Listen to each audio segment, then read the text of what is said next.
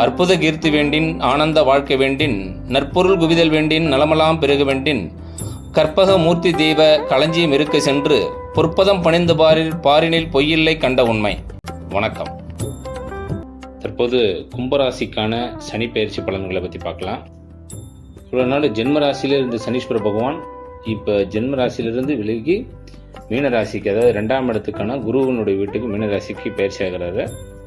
இந்த குருவோட வீட்டுக்கு போகிறதுன்றது ஒரு மிக சிறப்பான ஒரு அமைப்பு அப்படின்னு சொல்லலாம்.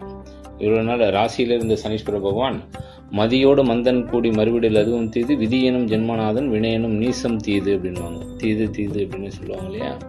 இப்போ இவ்வளோ நாள் உடம்போட நிறைய குழப்பமான மனநிலைகளை கொடுத்துருப்பாரு. குடும்பத்தில் நிறைய சிக்கல்களை கொண்டிருப்பாரு. நண்பர்கள் சிநேகிதம் பழக்கவழக்கங்களை பிரச்சனைகளை கொடுத்துருப்பாரு. நிறைய முடிவெடுப்பதில் நிறைய சிரமம் வந்திருக்கும். நிறைய பேருக்கு உடல்நலம் தேக ஆரோக்கியங்களில் பிரச்சனையை கொடுத்துருக்கும். கணவன் மனைவி உறவுகளில் ரொம்ப கஷ்டத்தை கொடுத்துருக்கோம். கசப்பான வாழ்க்கை முறைகளை நிறைய அனுபவித்து மூளையில் முடங்கி கிடந்திருப்பாங்க. இந்த மாதிரி நிறைய பிரச்சனைகளை இந்த கும்பராசிக்காரங்க இந்த காலங்களில் கடந்து வந்திருக்கணுன்ற அமைப்பு இருந்தது. ஆனால் இது இந்த குருவனுடைய வீட்டுக்கு போகிறதுன்றது மிகப்பெரிய ஒரு மாற்றமும் யோகத்தையும் கட்டாயமாக இந்த கும்பராசிக்காரங்களுக்கு சனீஸ்வர பகவான் கட்டாயமாக கொடுப்பாரு. வெளியூர் வெளிநாட்டுக்கு போகிறவங்களுக்கு அது ஒரு ரொம்ப நாள் தடையாக இருந்தது இல்லையா, அதெல்லாம் இப்போ நல்லா ஒரு யோகமாக மாறும். இந்த எக்ஸாமில் பசங்க ரொம்ப ஸ்லோவாக இருந்திருப்பாங்க, அவங்களாம் இனிமேல் ஓரளவு முன்னேற்றத்துக்கான அமைப்புகளுக்கு போவாங்க.